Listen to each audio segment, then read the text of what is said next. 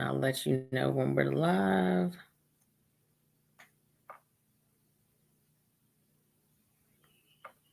All right, we're live now. Hello, everybody out there.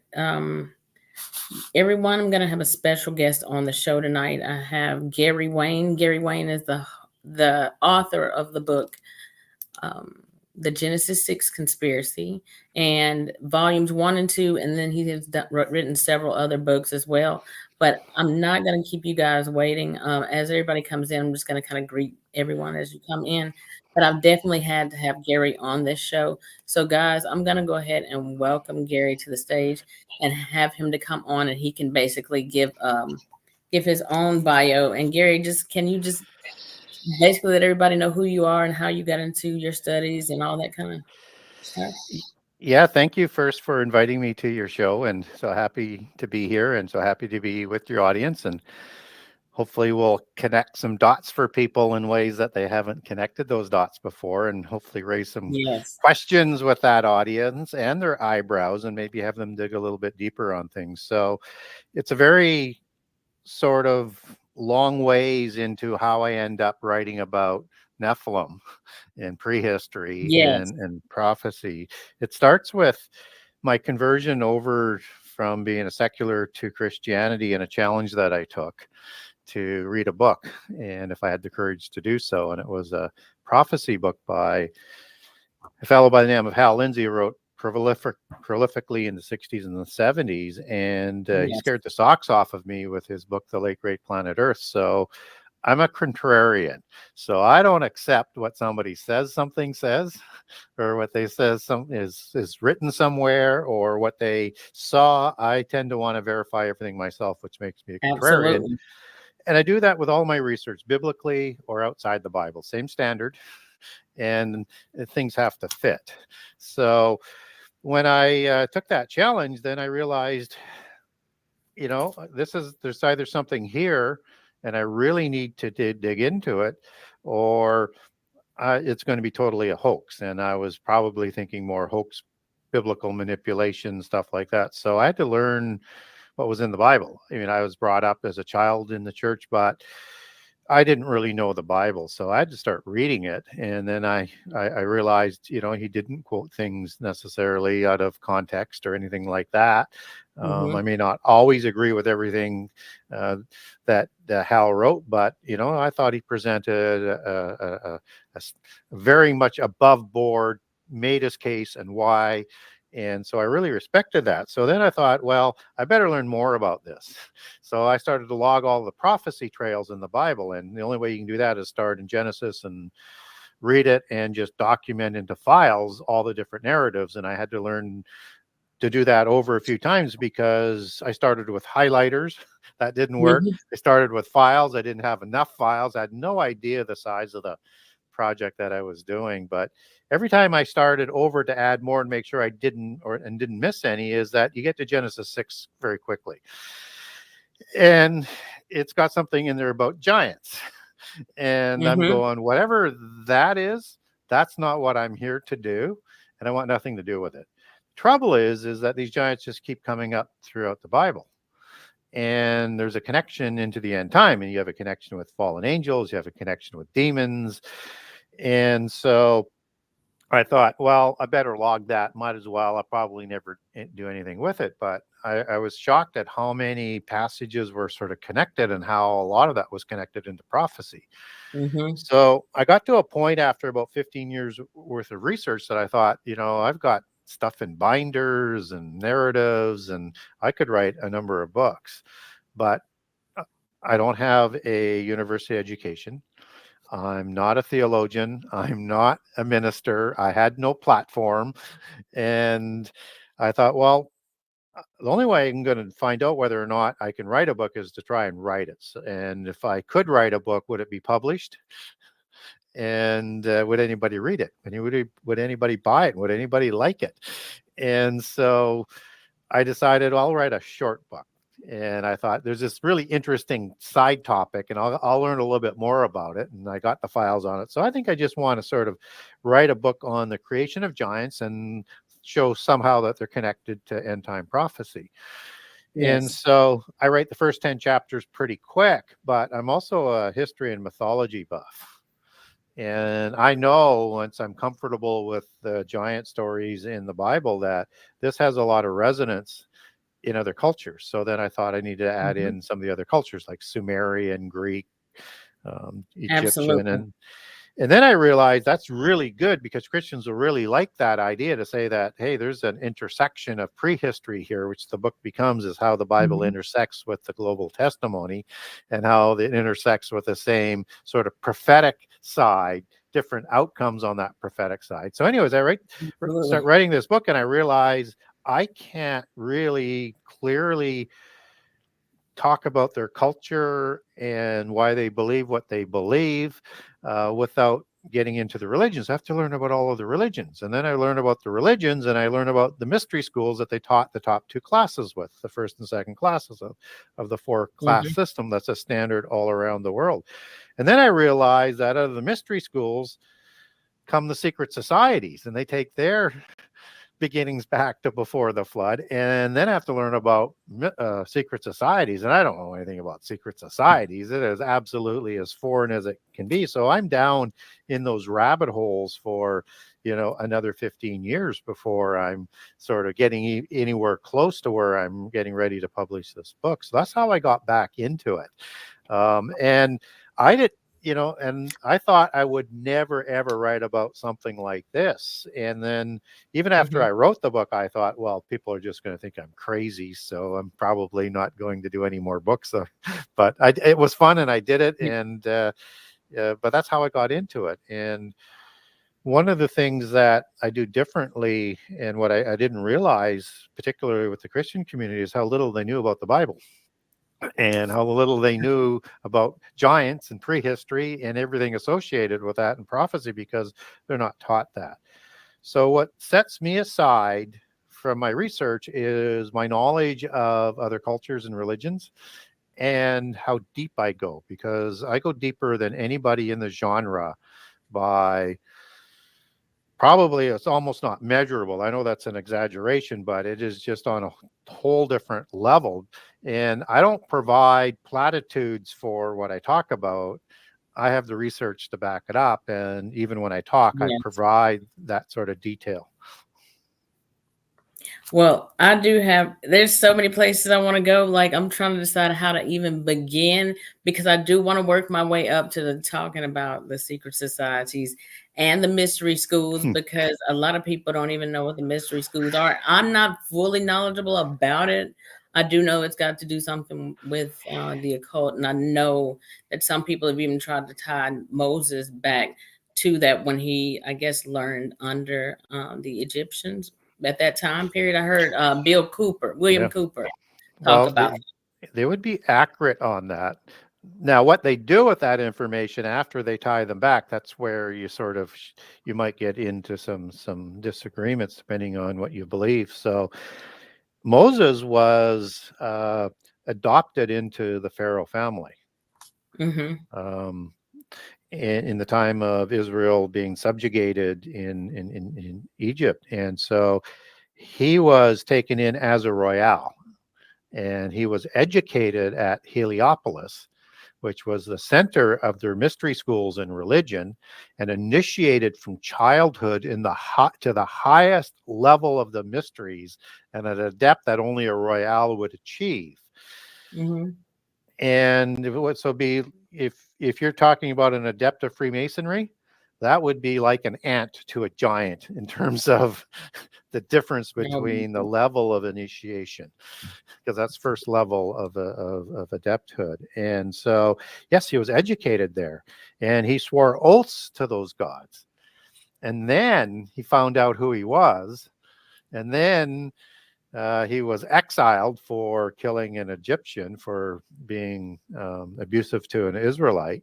And then he spent 40 years in the desert before he came back. And so he had this period where he, gets basically called to the mountain to visit with Yes. Yahweh and this great commission. And he was there as a vessel to free Israel, and that he could go back and talk to the priests and the kings in their language And in their magic, he could challenge it. He understood it. There was no miscommunication, and they understood on the things that he did with the staff turning into a serpent, eating the two serpents that Mhm. were staffs that the Egyptian magi had presented. And so only somebody of that sort of stature could go up and get a hearing at Pharaoh's court, and then be understood in a way the royals would accept. They may not agree with it, but he could present himself and talk their language. Absolutely. How does Now, I know, and I have some ideas in my mind, and we're going to get into Genesis 6 and kind of build up from there and talk about the book of Enoch and get into all this because I know that a lot of people don't realize when it's talking about fallen angels, the giants, chimeras, the Nephilim, the creations that were coming about because of the what the fallen angels did coming down, or the gods or demigods. Can you kind of break that down and explain that as we go into this? Sure. What did you found in your studies about that? Yeah, so there are different beings in this world, um, and visible ones and invisible ones, and some of the invisible ones can take a physical form. So when we look at the visible ones, that would be humans, and Yes, creations created when they took a physical form by the gods. And that would include the demigods, which are giants. And the ancient definition for a demigod is the offspring of a god or a goddess and a human male or a female to produce a hybrid god human, demigod, half human. And these were okay, the giants and the heroes of old. Heroes were understood as the offspring of gods and humans as well to create yeah, these beings. And so um, we have other beings as well that's in the visible hierarchy that fallen angels create.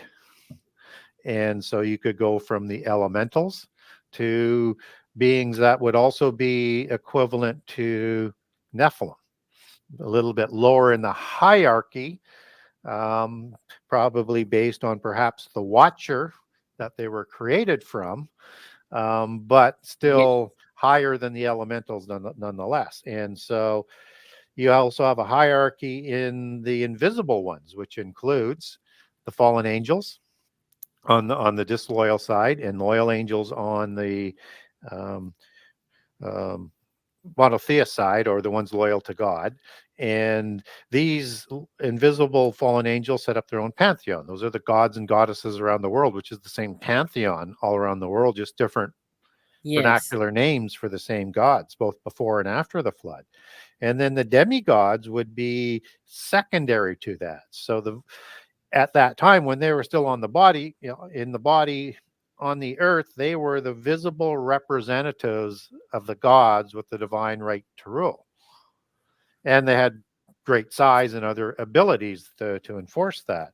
But when they died, because they're part human and their life was limited to 120 years, in Genesis 6:3. It's part of the creation story that's part of the flood story, the creation story of the giants that I'm talking about. And that they're limited to 120 years so that you couldn't have immortal bodies on this face of the earth that would be the oikaterian, or the dwelling place holder, the soul and the body for the counterfeit spirit, which was immortal, that comes from the gods or the fallen angels.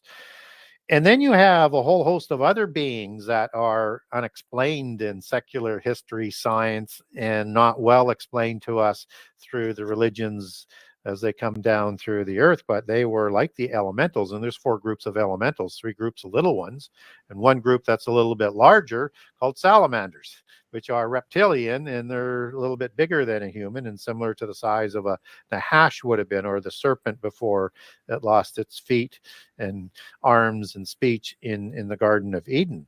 And you have these chimera creatures like King Hababa of the cedar forest, which well, has Gary, multiple features, but he's a creation of the gods, and he's called the terrible one.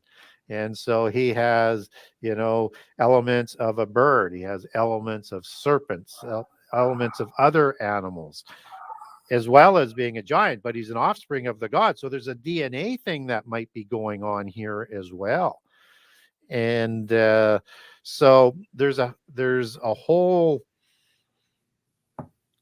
I'm not sure what the right word for it is. There's a whole host, let's put it that way, of beings that the fallen angels created, as well as the humans in the four races.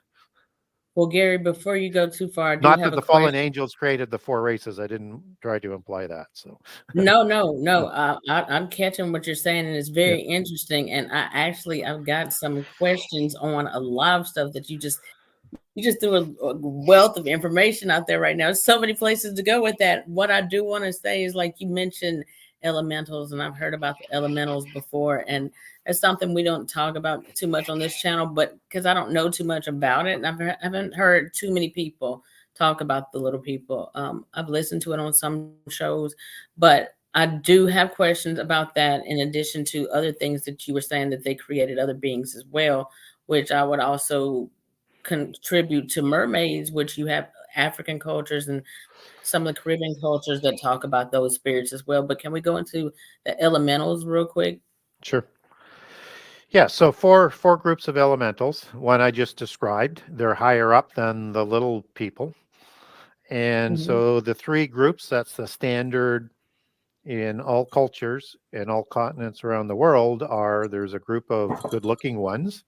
There is a group of mischievous ones, like leprechauns would be an example of that, and ugly ones like dwarves and gnomes. So the dwarves, as they're seen in Lord of the Rings, which is an allegory for the antediluvian period and the types of beings that were there, um, made the weapons for the demigods. And yes, that's why you see them working in the mountains in these factories to make these great weapons in the Lord of the Rings. That's what they're sort of saying. So each of yes. these little elementals had a specific role and a specific thing that they did within the visible hierarchy. And they are the offspring of the fallen angels again, or the gods. So Greek mythology, I mean, they created all sorts of little people like nymphs and other ones, and they're all the offspring of the gods. So not giants. So we're not sure what goes into that makes it different. Is that just a DNA manipulation, or did they just take the human DNA and make them smaller? But they needed to present life, so they had to Xerox that counterfeit, that their original spirit that they got from heaven, so that they could create these beings. So there has to be some sort Mhm, of uh, life, whether it's through the physical aspect of sex to create or some other way that they did that. But that's not like a demigod. That would be there because they're not fully God and they're not the same size and they don't have the same capabilities as the giants. So we get in the Sumerian version how that might happen to a certain degree and in Greek mythology. So you mhm, have uh, like Gilgamesh after the flood, 6 generations after the flood, is the offspring of King Lugalbanda of Uruk and the fertility goddess Nin, which is mhm, a bull goddess. And giants were called bulls, and the gods were called bulls. mhm, Um, and he's two-thirds god and one-third human, just as Enkidu is, and just as Utnapishtim or Ziusudra is in the flood narrative that's part of the epic of Gilgamesh. So this isn't 50-50. There's two-thirds God and one-third human. So, and the Sumerian giants after the flood, from the records we have, were a little bit larger than the ones in the covenant land. So there's a distinction mhm, here amongst these giants as well. But if they can split one-third and two-thirds, how else what they might split? And is that part of what they do with that DNA manipulation that also would occur with not only King Hababa, but let's say the centaurs in Greek mythology are made by yes. Hera in a cloud with Mhm, Hera. It's like in a spaceship or off the earth or in another dimension in a lab somewhere, which might imply DNA manipulation or some sort of change. mhm, And so you have these different kinds of creatures that are being created by the fallen angels, and I think the hierarchy would be created based on the level of the god or the fallen angel percentage that's in there. And that's what would sort of Mm-hmm. make it up. So if you look at the demigods as being at least 50-50, maybe there are other ones that are even lower within that hierarchy, which would Yes. be a third.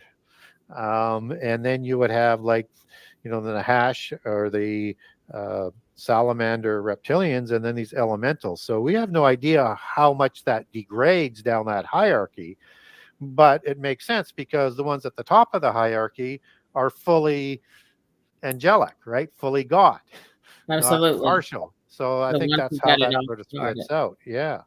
Well, as So, far as the elementals are concerned, like you have sometimes where you have people who say that they've encountered the fairies or the little people or yeah. the gnomes coming into the bedrooms or in the gardens, and some people claim to have videos and Yep. not only videos but pictures and stuff. And some of them actually say that they talk to these beings and they live in the trees. Or are they visible to some people and not visible to others for different Yes. reasons? Depending on the type of elemental, it has a changeling ability and the ability to disappear or not. So either they cloak or they're a different kind of being that can make its own physical body on demand. I would suggest probably a technology or camouflage or something that they could instantly, something more physical that we would be more aware of. So in the Bible, just so that people understand, when we talk about elementals, we have a term called elemental in the Bible and rudiments. And these are the ones that enslave us in this physical world. It's part of the visible hierarchy that's talked about biblically. And in the ugly Hmm. ones, there's an interesting group that I talk about, and I talk about all three groups in book one and salamanders in book two. But uh, in book one, we're talking about these elementals who have access to portals, have access to great technology, and are guardians of that and guardians of ancient knowledge.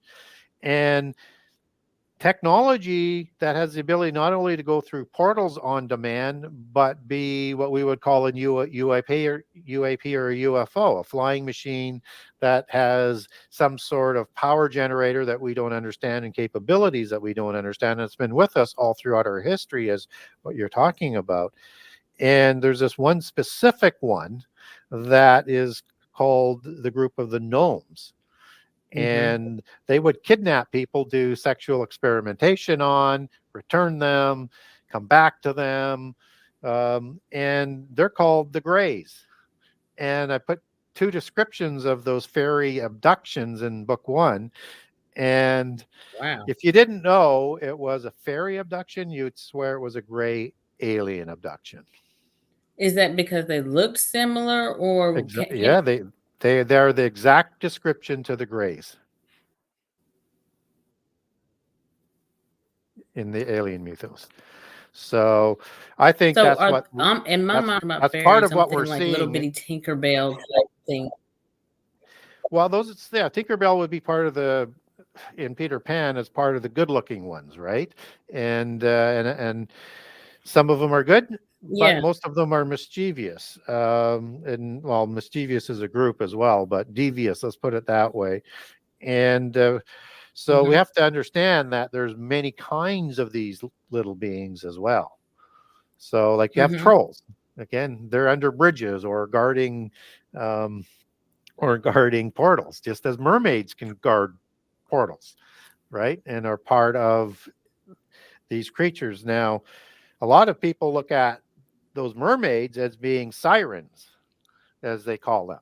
Yes. And that term siren are the human females in the book of Enoch that were the ones who procreated with fallen angels to create the giants. So I don't know Yes. whether or Yes. not that's the true nature or um, place where the mermaids come from, but we get an apocryphal book from Christianity that talks about the sirens. But the mermaids have a great sort of matriarchal allegory in the visible bloodlines. And you get like Mary Morgan as an example, with the Mary allegory of Mary Magdalene, and Mary, mother of Jesus, Miriam, sister of Moses, and this Did whole sort of mythos that sort of goes along with that, and water, wait, because did that's you of the Delac family, which means water, and but Mary is Gary, rooted in mare. real Sorry. quick, so there's some things that I know from outside of having Yep. heard this from you right now. You just said that like Mary Magdalene, Mary Morgan, there's different ones that you just called off right now. You said that has something to do with the mermaid stuff. Yeah, it's part of the matriarchal understanding of not only the gods, just as you have like Morgan, which is a equivalent to Diana, the queen of the fairies in the Roman pantheon, um, and this connection to the queen of heaven, which is again those mother goddesses, right? And these are the mothers of the gods as well, as you take that back to the highest level of the hierarchy. Then you have the mothers of the demigods. And these are the royales that are being produced in their bloodlines all around the world.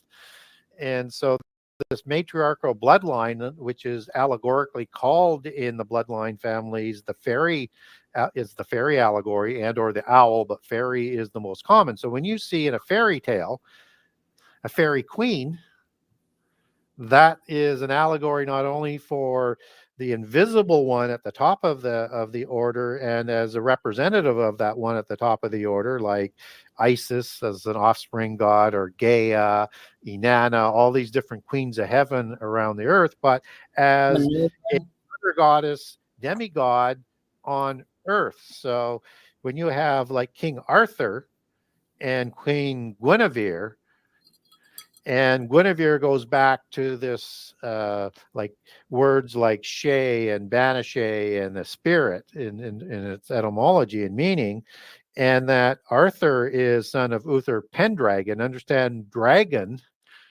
is an allegory for the patriarchal bloodline. And so Mhm. you had a Pendragon married to a fairy queen in the Arthur tales of the Grail. And they're telling you something within the allegories of that information.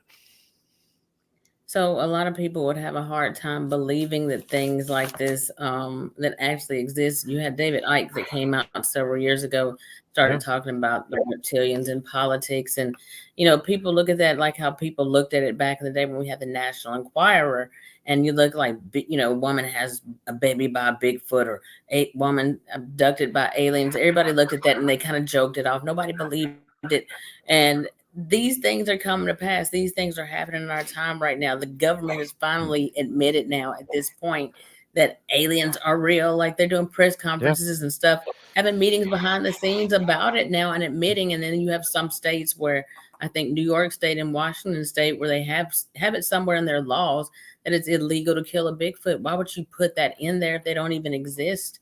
But what's happening, and I'm going to go back to everything that you're saying, it seems like that there's a shift going on in our world right now. Something's different. You had all these different signs in the heavens this year. We've had like the April 8th solar eclipse. You had a lunar eclipse like a few days or a week after that. Then the aurora borealis, which you're not even supposed to be able to see in our atmosphere outside of what is it, Alaska. There's so many different things now. We have two moons in our atmosphere that's been recorded. Like there's two moons, and then there's two suns at different times, and then you have an asteroid that's supposed to be coming through in like 2029, and I think they call it Apophis. All these things that are happening right now, and it's just on a whole nother level, and where things are showing themselves. Do you think that there's a veil that's being lifted right now? What do you think is happening? Yeah, I think we're in a period that all cultures talk about all around the world. And I'll just back up a step, in terms of things that we're talking about today, like the giants and the things from prehistory. Um, it's been known all throughout our history that's just been suppressed. And so they like to use things like conspiracy theories to cancel people out and take away their credibility. But I'll give, for the audience who hasn't maybe heard this argument before, but you can't have gods that are basically the same gods in every culture all around the world, both before and Mm-hmm. after the flood. You can't have the creation of giants that's recorded in all cultures around the world, um, and on all continents, except for Antarctica, of course. But who knows what we'll find there? That's another rabbit hole waiting to probably unfold. You have pyramids all around the Earth with the same type of technology, sacred geometry, astrological alignments, Earth ratios, all sorts of things that are unexplained all around the world. You have the flood story in all cultures all around the world. You have the Mm-hmm. offspring gods all around the world that rule after the flood, the parent gods before the flood. You have so many common things of history that is not explainable through math because it virtually becomes impossible. It just doesn't have the sense that it could ever happen. It would be like a mathematical zero if you could actually measure that number.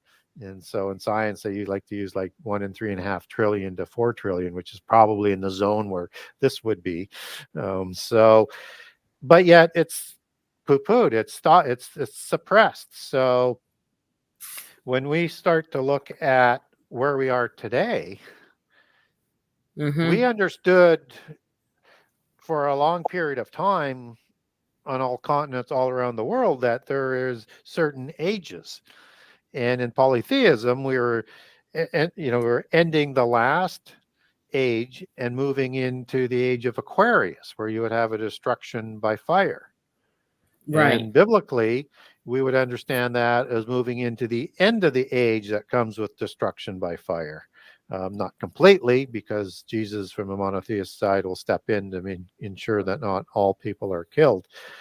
And then you have this new age that happens afterwards in both sides. It's just how, a little bit different on the outcomes. So yeah, I think we're in a special time. I think we're probably in something that we understand from a Christian perspective as the fig tree generation, where the end Yes. time happens. And Jesus Mm-hmm. talks about the fig tree generation, and the fig tree is one of the overarching signs, and that it would also be like the days of Noah, which follows the fig tree overarching sign, both before and after the flood, where the gods walked amongst us and the giants walked amongst us. And this is part of the end time. And in that fig tree generation, we're going to see things that seem crazy. There's going to be signs in the skies, and we're going to have to really be um, discerning which is real and which isn't real, which is astrology, which is astronomy, and which is something that is outside of normal astronomy as Signs a and lying sign. wonders. Yes, Like you something said. that so from a Christian perspective, we want to be careful to understand that, yeah, we're going to see crazy things in the sky from an astronomical thing, but signs for a Christian are things that God does that's outside the laws of the physical universe that would happen in the heavens. And you're going to see the fallen angels create counterfeit things with their level of knowledge and technology that would try and make you think it would be outside the laws of the universe. So it's going to get crazy and interesting for sure. And that if we are indeed in the fig tree generation, like I think we are, how long is that generation? Is it 40 years? Is it 70 years? Or is it 70 120 years. years? What's that? Yeah. 70 And is, could be 122 because that's what life was reduced to in yes. the physical in Genesis 6:3. So we have to be open to that. And in prophetic allegory in the Old Testament, the southern kingdom was understood as the fig tree, and the northern kingdom of Israel, which was lost, which will be coming back in the end time according to end time prophecy, um, Mm-hmm. was understood as the vine. So when Jesus, before he went to the temple to predict its overthrow and the city's overthrow, and then provided his chronology of end time events after that, just before that, he goes in and eats from a fig tree, kills the tree after that, and says, this fig tree no longer bears fruit. And they're about to reject their Messiah. It's going to be a complete violation of the Holy Covenant, right? And so when you see the fig tree back in Jerusalem, that means that it's the southern kingdom. They have control not only of the covenant land but Jerusalem. So if I speculate that if we are in the fig tree generation, then that would be the start point. And then so 40 years has already passed. 70 years gets us into the 2030s, because Jerusalem was taken in 1967 by the modern state of Israel. But it could be a little longer, depending on whether it's 120 years, but it doesn't have to go a full generation either. So, yeah, I think it's a good possibility we're going to see even crazier things. Gary, I do have some things I want to go into because it's very deep and it's so much to uncover. And I know it's multifaceted when it comes down to this. It's not just one topic, everything is kind of intertwined when it comes to all this. There's a cover up when it comes to cryptids, there's a cover up when it comes to the giants. We know that about the giants that were here from the fallen angels that fell with Lucifer. I think, what was it, 200 of them that descended down on Mount Hermon. And when they came down, they made this oath and pact that they would all go through these implications to make wives of all the women that they chose on the earth. Yep. We know that the Council of Nicaea came in and took out several books out of the Bible and probably other things that we don't even know, apocryphal books. So you got the book of Enoch and then the book of Jasher, the book of Giants, and all these extra biblical books outside of that. What is it, the Bhagavad Gita and other ancient texts that also talks about these angels or the sky gods, or I don't know if Kukulkan and Quetzalcoatl will fall into that, but different cultures talked They about do. this kind of stuff going. They do. You could look at Quetzalcoatl as a feathered serpent, or a plume serpent, as he's called. He'd be an offspring god, like one of the seven sages of Atlantis, of the seven that restart civilization and polytheism. That would include Osiris as one of those ones. Understand that Osiris, in this case, is a Uraeus god, or a serpent god as well. And Uraeus is the Middle East term for these serpentine beings. So you can get images when you Google on, for Osiris or Isis, his counterpart, and they're going to be these flying serpents. Well, in the Bible, there is a order of watcher that's called a seraphim.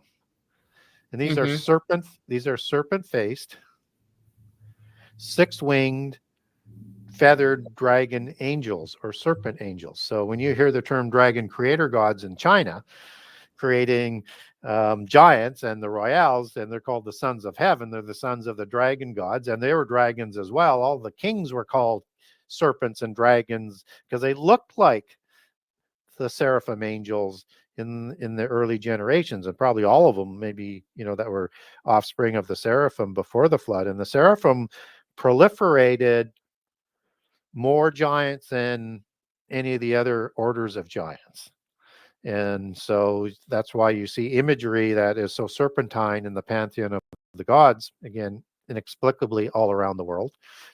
And you have their kings depicted originally as serpents as well, both before the flood and then again after the flood. And then they start to lose some features, so that if you roll forward to, let's say, Akhenaten, a pharaoh, a royal giant genealogy, he still has some of those serpentine features over 1,000 years after the flood. He's got this huge elongated skull, and sometimes shown and sometimes covered with this huge hat. And he's got this long protruding chin, these high cheekbones, these large wraparound eyes that would glow and light up a room. And when you look at him, you see a serpent's face. And so angels and gods had the ability to take a physical form, and they would create a soul and a body for their dwelling place for their spirit. And that's called an oiketerion in Greek, meaning dwelling place for a spirit, the habitation that's also in heaven, because you have a dwelling place for your spirit in heaven, in that dimension, and also in the physical world. There are spirit beings that can make this physical form, and when they make a physical form, they pass on their DNA. So that's how the giants get their large size as part of those traits. They had the ability to heal themselves, which is another part of their demigod sort of stature. And they would have looked like the fallen angels that created them. Right. So when you have this going on at this time, like when a lot of people, I've covered shows on the Nephilim and the giants before, and I've followed you and Steve Quayle, so many different people, because I know that it boils down to a lot of stuff. L.A. Marzulli, Russ Dizdar, Tom Horn, all of you guys, and I listen to this stuff, and I've paid attention and listened to Bible prophecy, Book of Revelation, and it's talking about the things that would be coming up on the earth as time gets closer. The seas and the earth is the seas and the waves rolling to and fro, like people talking a few years ago about planet Nibiru or the Hercobulus or the destroyer planet. It was coming through. It was going to have this red dust cloud coming through behind it. It was just supposed to be so much apocalyptic stuff happening with that. And right now we have a threat of so many different things happening. It just kind of makes you wonder, even what we're going through in politics right now. It's kind of scary. It's almost like we're living in a time like I've never seen before. I've never lived in other time periods, but there's something going on and it's a shift and I can feel it. But what I do wanted to say to you also about the giants, a lot of people think that's just a thing of the past. That's something that was ancient, biblical, but did we not still in the 17, 16, 1800s, people still all over the world finding giant skulls or still living when giants were on the earth still? Yeah, and even in North America, you have newspaper stories from the 1850s right up to the 1950s of finding giant bones, right?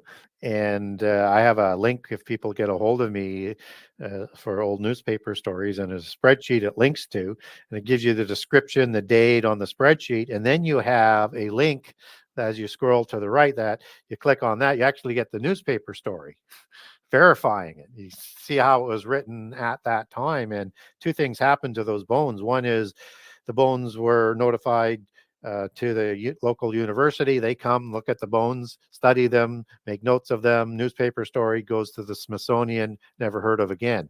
The other thing that happens to them is they skip the university, call the Smithsonian, same result.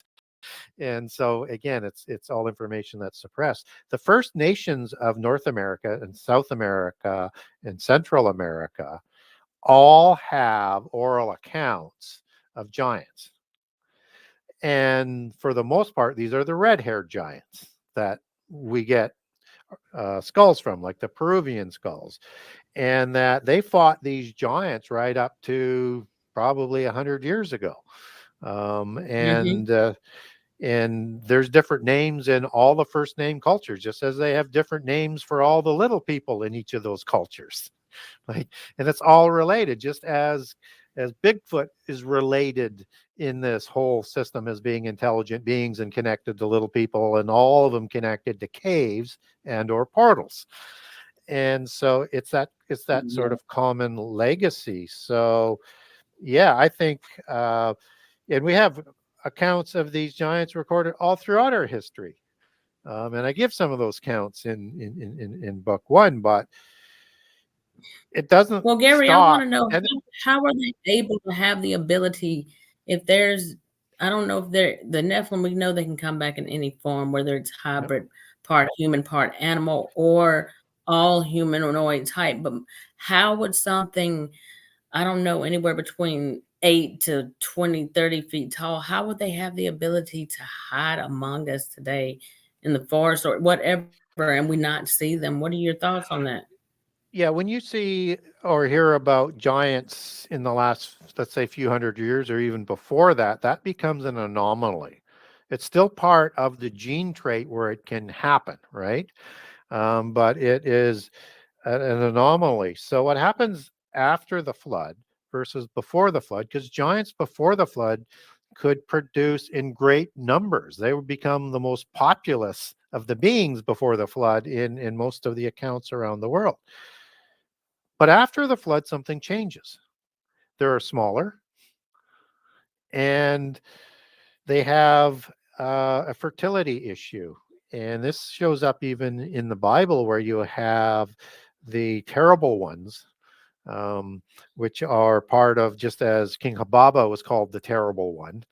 Um, that's the Hebrew word erit, and a Rephaim for ones or in plural. And it's one of the descriptions of the giants are these terrible ones, and the meaning of that are, giant sort of descriptions, but this fertility issue that they have, that's part of it, as being childless or inability to reproduce. And that this seems to have surfaced in the inability to produce females in great numbers after the flood.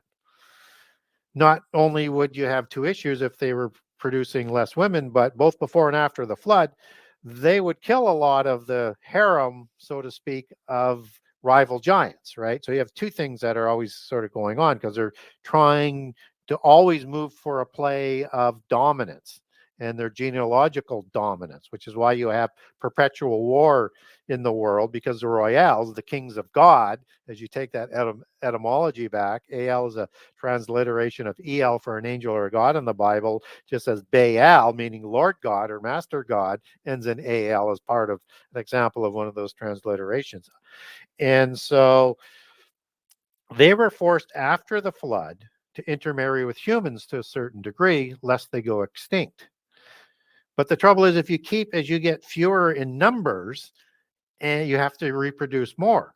And if you reproduce more within the family, you get blood diseases like hemophiliac disease, or the the best one that I could sort of describe as the royales would be the Habsburg lockjaw disease, or the Habsburg jaw disease. I'm sorry. And so, as too much intermarriage of the royales, but they want to keep those bloodlines as pure because that's where they fit in the hierarchy. So it's this mix. But the more they intermarried with humans, they lost a lot of their features, no matter what they looked like. And not all the giants looked like serpents in the beginning, right? There's different kinds of giants and different types of Nephilim.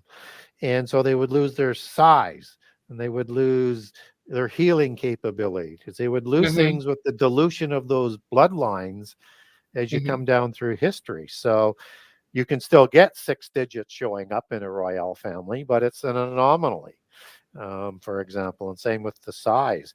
But there were even, for hundreds of years after the flood, it was always the kings were the largest of the beings, just as um, Lugalbanda was the father of Gilgamesh, who was a dark-haired giant versus red hair or blonde hair. And he was 19 feet tall. He was 11 cubits tall. And as a king, royal cubit makes him 19 feet tall and 7 feet wide. But he's dark jet black hair and this big black beard because he's got a different watcher, celestial mafia godfather, as I jokingly like to call him, or the fallen angels or the gods. And so they have this. I kind of lost my train of thought where I was going there, but they lost their ability to reproduce. So in everything that sort of shows up down the road is just a dilution of their size and their powers, but they still keep those genealogies to this day as part of the visible ones, with the authority of the Council of the Gods and the divine right to rule. So King Charles III, when he swore his oath with his ancient inheritance crowning of the king, he's not swearing an oath to the God of the Bible, but to a patriarchal God and probably even a matriarchal goddess. That's where he's swearing that specific singular oath to. So it's important to sort of understand how all of these sort of connections kind of work. And Gary, thinking on it deeper too, looking at all the things, and we can go into the bloodlines too. But I do want to. It's so many different levels, and people don't even realize it's so deep when you get into this stuff, because it's not just one thing, and it takes a whole. It takes a whole collective of other. I don't want to say too much because I don't want to get banned either, but like it takes a collective to all be on the same page. I don't want to say certain words. So it takes a collective to be all and be able to be on the same page, to come to a same agreement, religion, one religion, one currency, one order. and Yep. it's coming to that, and we're living in that time, and it's a really scary thing because the veil is lifted. We're seeing a lot now. These giants. Um, I do have another question because I don't for the audience. Some of the audience members like to attack me every now and then because they say I stick only to Christian, but I'm a Christian, so I'm gonna give you my Christian perspective. But Gary also covers extra biblical books too. But I do have before I take their questions, I do have one for you, Gary, real quick Hmm. in the Bible, in Numbers 13:33, when Yep. the Most High sent when Moses sent some of the spies to go over and spy out the land, they came back and they told him that the inhabitants of the land were giants, and the sons of Anak were over there, and that in their sight, and then in their own sight as well, they were as the size of grasshoppers. Now, my Yep. question is, sons of Anak, is that the Anunnaki? You can get there through its etymology, and I show that in book 1 and 2 how you can get there. And I think there's a direct connection with that name. So the giants and their tribes, they would receive names patronymically from patriarchs that were older than them, and eponymously from those patriarchs and the gods. So when we look at Anak, you look at Anuk and Anuki, and they would be the sons of Anu, the sons of heaven, as he produced giants as well, just as Anki and Enlil after the flood also produced giants. So the Anakim, though, are Nephilim in as they're described in Numbers 13:33. I think that's needs to be corrected because or understood that that's part of the embellished part of the report by the terrified 10 spies versus Caleb and Joshua. Mm. And they're trying to scare Israel from going into the land of the covenant. And so they use the term giant, which is the Hebrew word Nephilim as the giant ones, or the ones in Genesis 6:4, depending on which translation you're reading. So if it says giant, that's the Hebrew word Nephilim, or Nephil, as in the singular. And so that is underlining the veracity of the giants before the flood, to use to scare Israel, because they're just being handed the Torah, but they're still aware of the giants and the antediluvian giants. But these aren't Nephilim. They're giants, but they're not Nephilim. And so in the part of the report that's accurate, you get two groups of peoples. You get people that are taller than the Israelites, which are the hybrids like the Amalekites and the Amorites. But you also have the Anakim three kings that are being referred to in Numbers 13:33. And these are Sheshai, Talmai, and Ahiman as the three kings of the Anakim. And so in Deuteronomy 2, we get a partial listing of some of the giant nations in the covenant land. You get Emim, you get Horim, you get Avim, and you also get Anakim. And the Anakim are called giants, just as the Emim are called giants, and they're all named as giants. But that's not the Hebrew word for that comes from Nephilim. It's Rapha or Rephaim. These are Yeah. post-Diluvian giants, and there's something distinct about them, as I mentioned earlier. So they are giants, and that they were significantly taller than the humans. But understand, we were like as grasshoppers. That's a simile, right? Kind of, it's like a Yes. metaphor, right? So I'm it's saying to that we're show that so they're small. significantly bigger. Yeah. And so they were Absolutely. larger, a lot larger than humans, more than twice the size. At that time, Og is the last of the Rephaim who they're going to kill as part of the Eastern campaign of the Giant Wars. And that word giant there as the last of the giants is Rephaim, right? And we Okay. also know Rephaim are giant tribes because they're shown up as a tribe in Genesis 14 in the War of Giants, of the War of the Mesopotamian giants against the Covenant Land giants.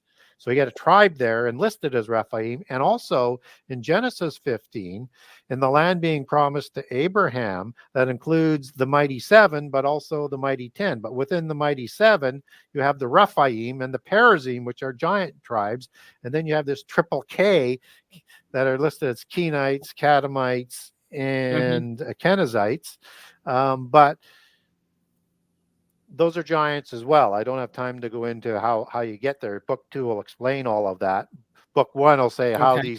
these three are out of place because they don't have a patriarch in the table of nations. But I understand these are giant nations. So yes, they're giants, but they're a different kind of giant. And the Anakim are depicted with blonde hair as a blonde hair giant. And the Amorites are hybrids. They're a little bit smaller. They're intermarriage between giants and humans because of that fertility issue. And they're also depicted as blonde haired. So either Amalekim or Anakim would probably who they come from. And the Horim that I mentioned are the red haired giants in the covenant land. Okay. And that, oh my goodness. That is so interesting. I've got so many places to go right now. I want to take a question real quick from somebody in the chat.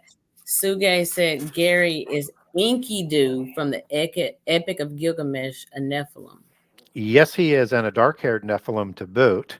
And he's the one created to offset the bull Gilgamesh.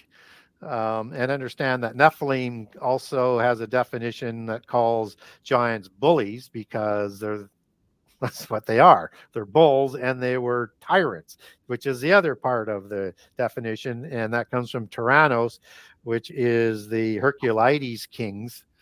Hercules is son of Zeus and Alcmene after the flood, so a giant as well. And they were the Gyges and Gyes kings of the Tyrannos variety. So all the definitions of Nephilim describe giants. And also you have the bulls of Bashan that are mocking Jesus on the cross. That's going to represent the demon spirits of the giants and also the gods, because the Baalim in the Ugaritic text are also called bulls. So everything sort of matches up. Now, how do we know Enkidu is a giant? So he's said to be in the Epic of Gilgamesh, who was created to offset the nastiness and the terribleness of Gilgamesh as another offspring of the gods. And he's 2/3 God and 1/3 human.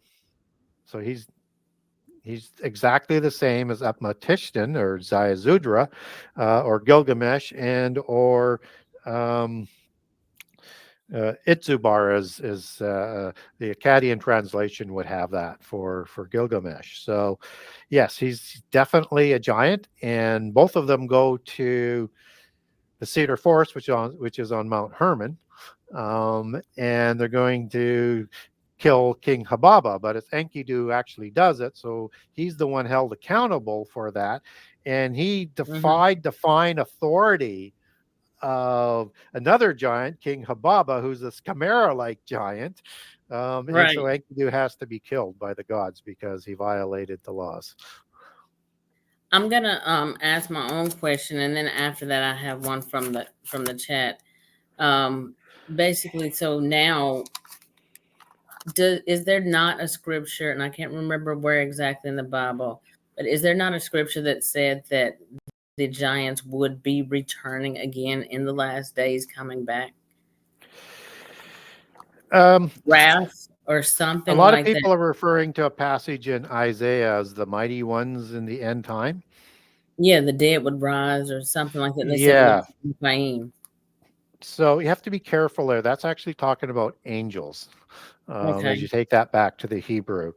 So I wouldn't use that as the passage to say that giants are going to be here in the end time. And I'm not saying with that they're not here in the end time. So, because it's going to be like the days of Noah, and there were giants after the flood and giants before the flood. The gods walked amongst us before the flood and for at least 100 years after the flood, and at least until the time of Babel.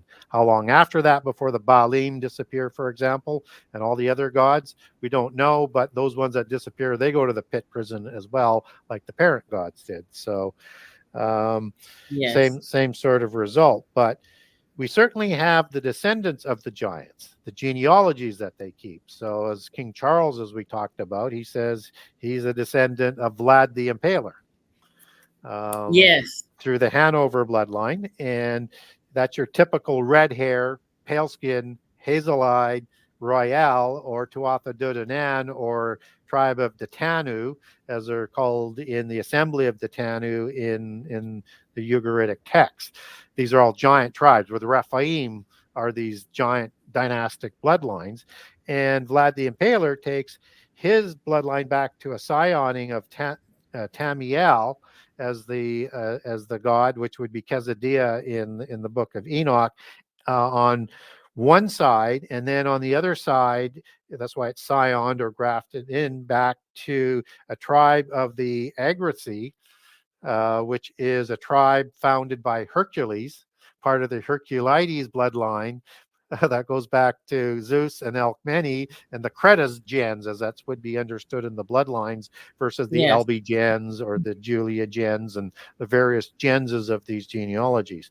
So, yes, we have those descendants, but I think we're going to see giants also somehow, some way in the end time, whether or not it's the reappearance of the demons provided oikotarians through clones, chimera like clones created for them, transhuman type clones, combinations provided to them. I think we're going to see that happen because the disembodied spirits, if they're going to physically interact in the world, they need an oikotarian. They need a soul and a body of this world. So we have that technology has to be created for them.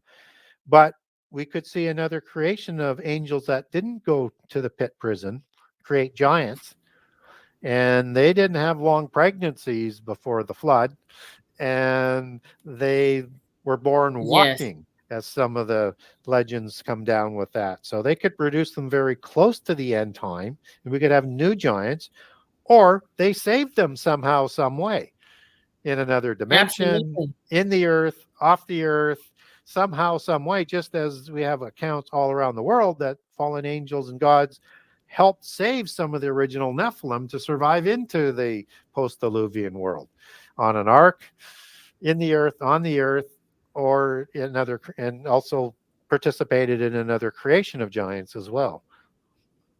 Absolutely. I'm going to take another question. Nancy Malcolm said, can royals today trace their ancestry back to some royal giant race? Yes, they say they do. You know, like the Anjou, for example, go all the way back to Anu as part of their genealogies, would take them back to.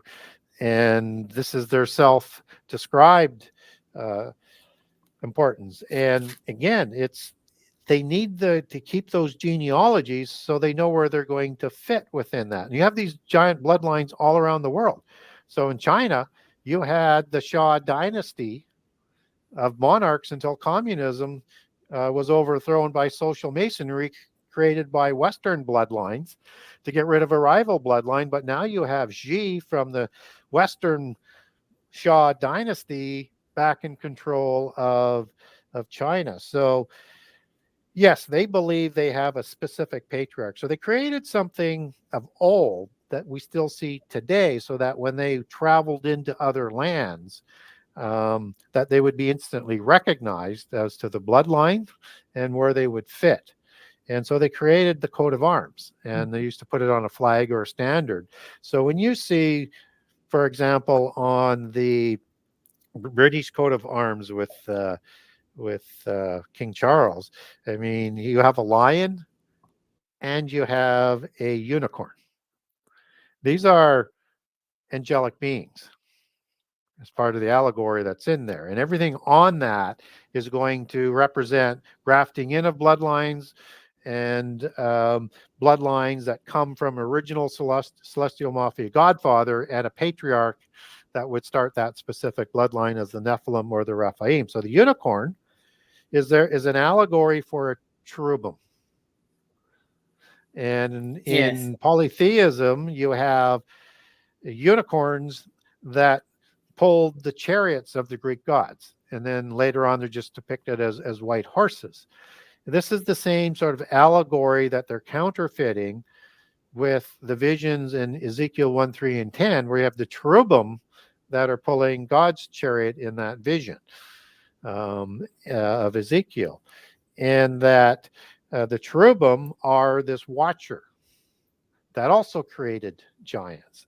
Now, the cherubim watcher has four faces, which is really interesting. It has a face of a bull, some people say ox. It has a face of a human, which is probably the face of the dark-haired giants, like Gilgamesh, as they were depicted and where they come from. They have a face of a bird or an eagle, just like the Anunnaki do. Or you also see Anunnaki depicted on reliefs with a bird head and wings doing this ritual around this sort of technology. And you also see that same image with a human head. So when cherubim take a form, a physical form, they take one face, just as a sphinx could have a lion head or a human head. Other cherubs, as are depicted in that format, would be having a bull's head, as you would have in the more into Yes. the eastern part around to the Euphrates and into Syria. So Yes. if they took a specific form of a lion in this case, they would that would be who this lion is going back to, a specific type of patriarch with that. And the unicorn would be a little bit more vague in that allegory. It um, might be multiple other forms of the cherubim that it might be implying. It's hard to know, other than we understand the unicorn as also not only a horse that the giants rode, but in the heavenly realm, in the occult, it's understood as a cherubim. And if they produced in a lion form with a human female, you would get like lion men, as in lion men of Moab, lion Do men you of think Gad. Do you think that that was literal? I'm glad you brought that up because that kind of goes back into where we're talking about cryptids and then goat man, which back then, of course, in biblical times was a satyr. So the lion men of Moab, do you Yeah. feel like that they were given a physical description of some kind of human animal hybrid? Yeah, when you take that back to Hebrew, it's perfectly clear that this is a Gibor or a Gibborim. And it's not necessarily a Nephilim or a Rephaim as we understand them, but it's somehow like the Nephilim and Rephaim, but a little bit inferior and more of a warrior class. And so you have gods in the not only the Bible that are listed, like Nergal, which is a lion-headed god, as he's worshipped by the Avim giants in one of their locations more towards the Middle East. So yeah, I think that they produced lion men, and in fact, Arioch, who is a king of one of the four Mesopotamian giants and their giant nations battling in the war of giants, that means lion like. And lion was going to go back to Ari and Ariel, which is meaning lion of God, or God's lion, as you take that into the Hebrew meaning. But Ariel is also a name of a god in the occult that's a lion like God. And so there's just too many connections to suggest that they didn't. And you see lion men in Egypt, you see lion men all throughout the Middle East, and so it's one of those sort of common things. And what's also interesting, and you might like this, is that another god that the Avim there worshipped was Nebaz, and that's a barking god. And that yeah, and it Hmm. means a barking god, and it was depicted in those temples as a human body and a dog head. Is that Now, the same as Anubis? yes, yes, so Anubis is a jackal god, right? And so if he produced, and he did, according to Egyptian and Greek mythology, produce prolifically before the flood, just as Nebaz is a post-Diluvian dog-headed god, and that he created so many in Egypt that he created a city called Sinopolis, which means dog city in Greek. So Yes. And so if if we were to take a jackal or a dog form and they would produce dog warriors or dog Nephilim, which is why you have dog Nephilim that is recorded not only um, in Egypt, but in Greece, but in India, in Southeast Asia, in China. It's just, and we have this dog mythos that goes right through to Christianity. Oh my Um, God, uh, it's terrible. yeah, This that is worse than we thought, y'all, because I thought that it was just ancient Egyptian. I didn't know that all of these other cultures and religions and tribes had all these other beliefs about this. I had no idea at all. This is wild. yeah. So Wow. we don't know what all the different angelic orders looked like. We only know what some of them looked like.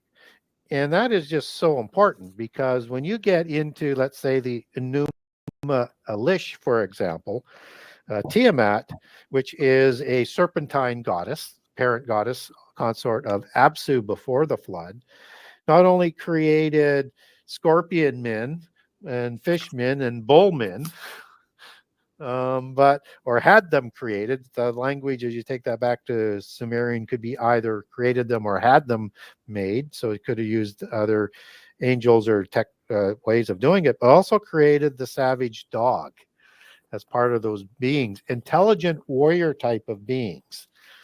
And then you get into something that's a Gnostic gospel, and this is just absolutely crazy stuff now.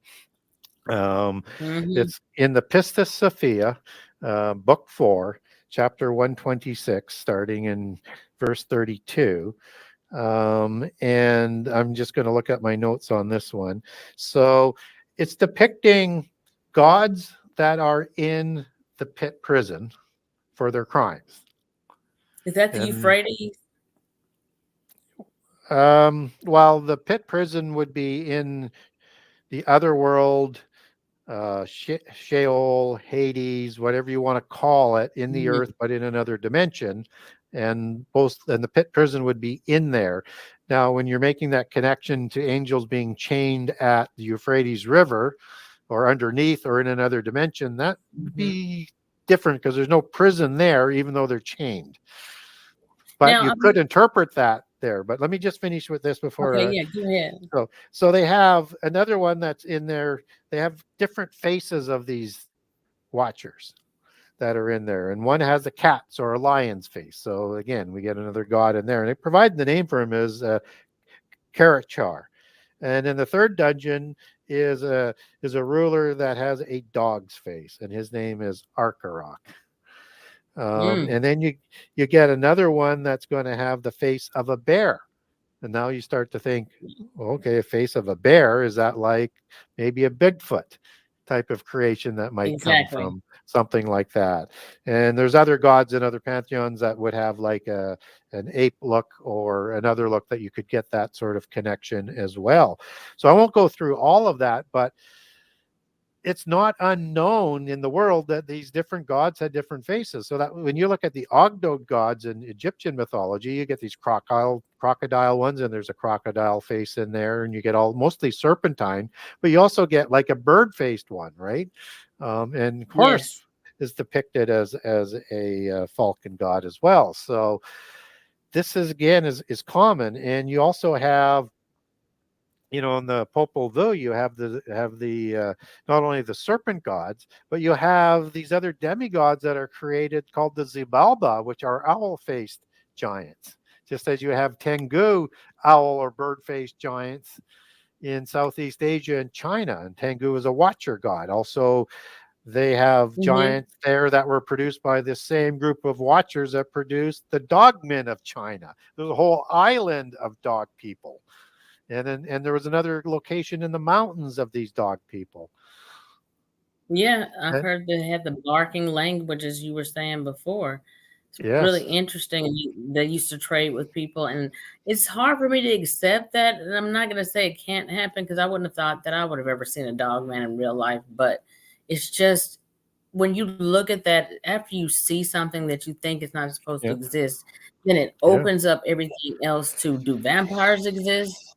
Yeah. But So Gary, keep going. I don't want to cut you off. historians that talk about dogmen are like Hesiod, Herodotus, Pliny, Cestius, Marco Polo, and Giovanni, and then several Chinese historians. It's like these were the most famous historians of their time, and they're accounting for these giants. And you have in the Roman Catholic tradition, you have Saint Christopher, right? And in the Roman Catholic version, he's not referred to as a dog warrior, but he's referred to as a Rephaim or a Canaanite giant that was captured in North Africa, noting that North Africa would be related to part of the tribes of Ham, and Canaan would be part of the Hamites, Yes. right? So,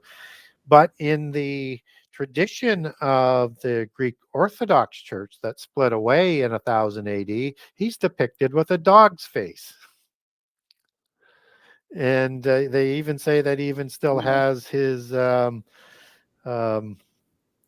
their skull somewhere in a location that would represent it as his. And there's also a prayer that they would do within the Greek Orthodox Church that would be done, that would list the dog people as well as people to be prayed for. Uh, this is too much of a Absolutely. coincidence that we just can't sort of ignore.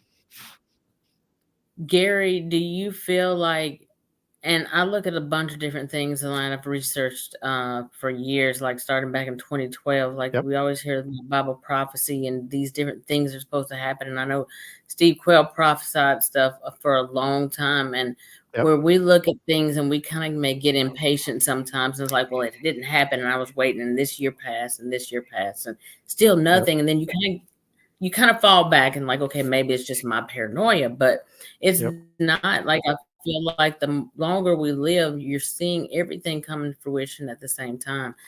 And yep, I'm looking at what we're going through right now. And basically, I do want to ask you a question. The correlation, when we're talking about Nephilim, we're talking about giants, and then we know that the original watchers, the fallen that came down, they were teaching them how to work with the herbs and the plants and makeup and sorcery and everything like that they were not supposed to be teaching them how to do. I guess that God didn't want them to know how to do.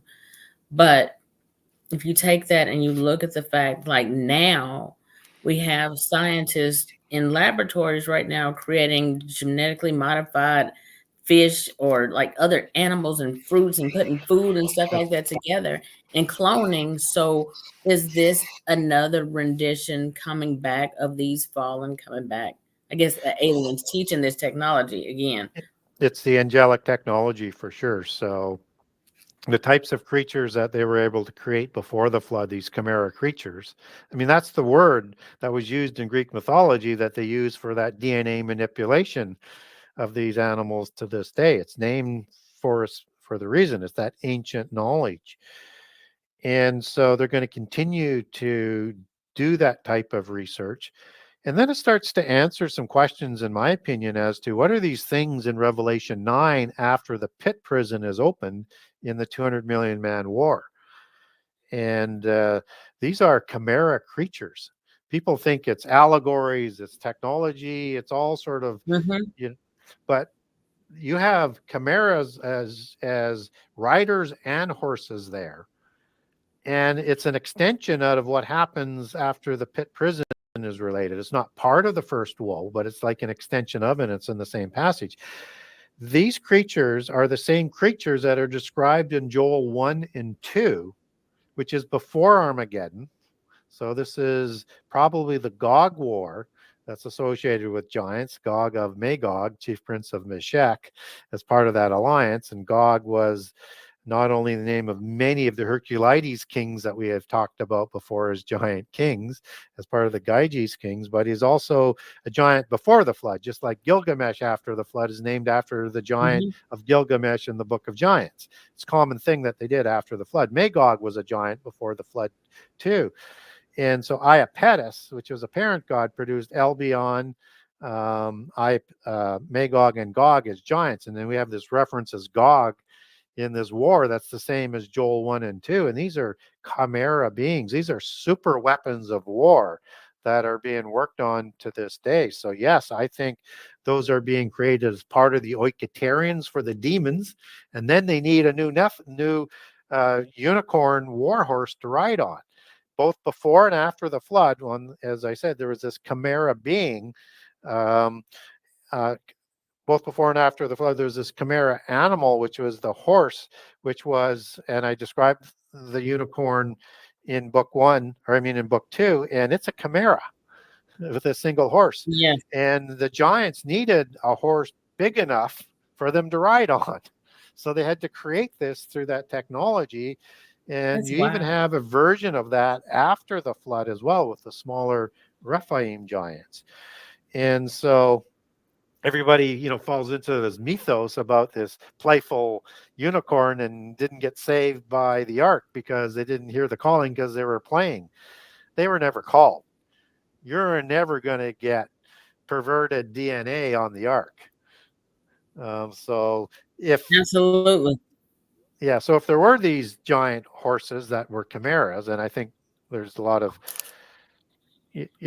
indications that Wasn't they weren't invited to go to the ark. So only thing that was invited on the ark was the proper pure representative of the species, 2 of the unclean and 7 of the clean animals in pairs.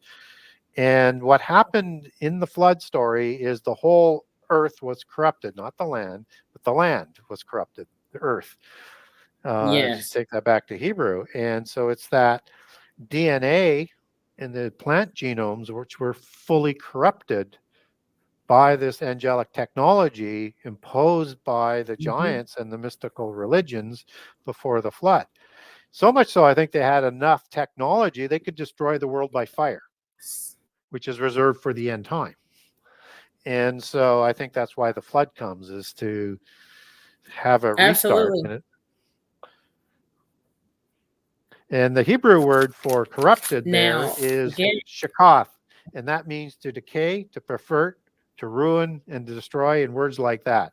So everything was perverted that was on the earth in terms of the life forms. so the giant. Okay, so Gary, I'm gonna ask you one more question for my own question. I don't know how much longer you can go.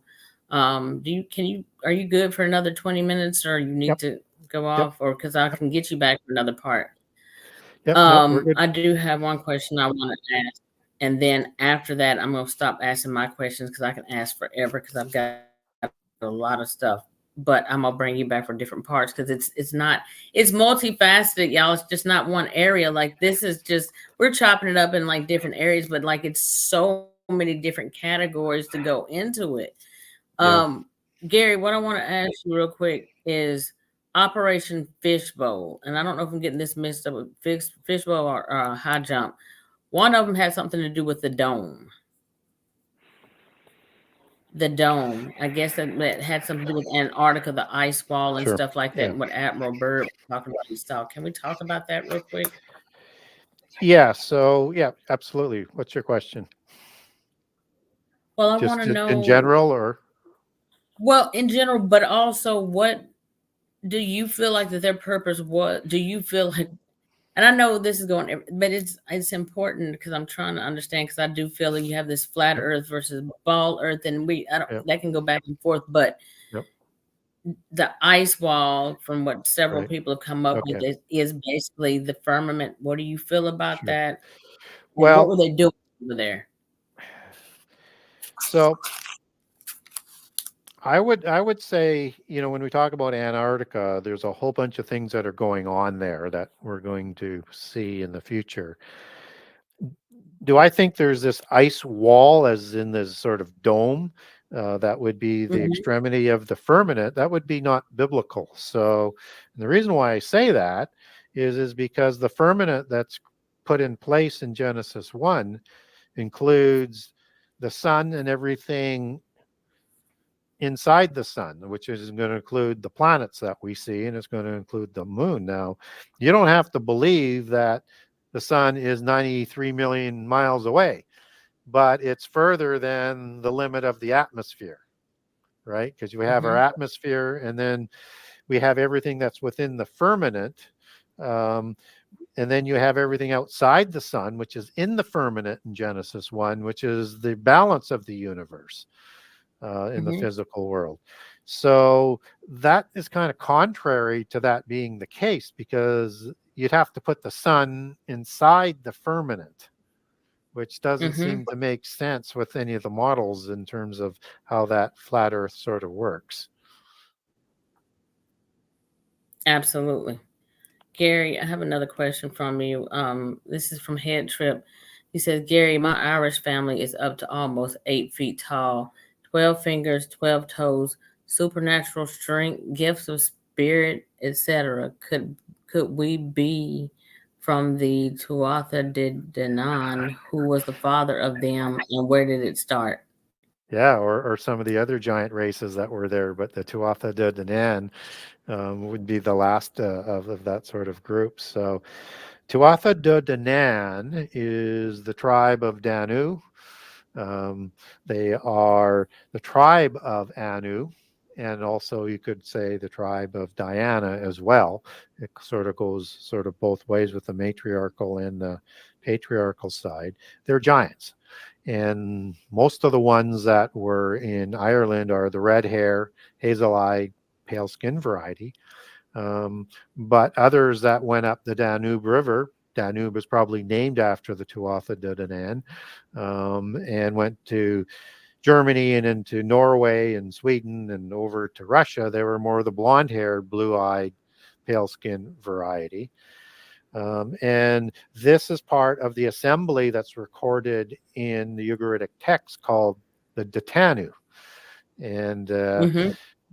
and the tribes of Anu. And there's a whole bunch of other transliterations for the Tuatha De Danann. They're part of the Scythian group of the 4 to 5 Indo-Aryan groups that we see before the flood. You also get Tuatha De Danann in its history before the flood as well, just as there were giants before the flood. And so it's Ireland was one of the hotbeds of escaping giants from the Middle East. So yes, if you're having any of those sort of traits, that could be part of that DNA that's coming downstream. If you have perhaps Rh negative blood, that would be another indication that you might be a descendant from the giants as well. And when we look at that Rh negative blood, understand that don't fall for this deep so-called debunking of the Rh negative that you can't add something that's not there to the blood types. So if it was not there, how did you add it? It's like, well, that's not what happens. What happens is there's specific genes. It's the genes that produces the blood type. It's the gene that introduced the blood type of the Rh negative royales into humans because they needed to not go extinct. So it's not the blood, and that's why Rh negative can even split skip generations. It's part of the genes as it comes up. So as we see some of these manifestations that come down, that was what I was sort of talking about earlier, size wise or digital wise. Those numbers of the digits I've not seen before, but I don't know all the different kinds and varieties of the giants and the subsects of them that may have been there at one time. Would you say that And you also have the we causeway of the know, I giants guess, there, of which is the sorry. 6 fingers and 6 toes in the Bible is one of the genetic, I guess, abnormalities that the giants Right. had. So would you They say did. Oh, that humans? adds up. Okay, so that's what she's saying is the two sets to add up to the 12 of the two hands or the No, two yeah. feet. Yeah, So I okay. was I gonna ask misunderstood you, that. Yeah. I was thinking so 12 any fingers humans on that are each born hand and today? stuff. So, yeah. No, no, yeah, I get you. Yep. I was Yep. wondering if humans today born with that, like on their hand or feet, is that mean that they would possibly have that or It have that? depends. It could be a gene malfunction, or it could be part of the gene. So it could be either. Um, so hard to know, but I would suggest that most of that six-digit stuff probably comes with the genes, and it comes through the genealogy. Now, I want to say another thing is that if you have Rh negative blood, or if you have the gene of Isis, or all the different genes around the world that they claim, you are not should not be fearful of being saved. If and salvation does not depend on innocently inherited physical traits, and that Jesus's sacrifice is big enough to cover all the sins of the world except for blasphemies against the Holy Spirit. And so when we look at the creation of the giants, that's going to be part of what fits in with this violation, which is why those fallen angels who did that went to the pit prison for their crimes. But even in Old Testament law, the sins of the father did not pass on past the third or fourth generation. So we all have free choice, and we can choose to follow God or not. You would have to have a willful changing of your DNA and things to sort of fall into that category where you might start to violate or blasphemy the Holy Spirit. Okay, and Gary, I'm gonna start wrapping it up, and I'll definitely have to bring you back for part two because that's just one sector of getting into this because it's so much deeper. I want to ask you, when it comes to the DNA, the Rh negative DNA. Hold on just a second, my puppy's over there making noise.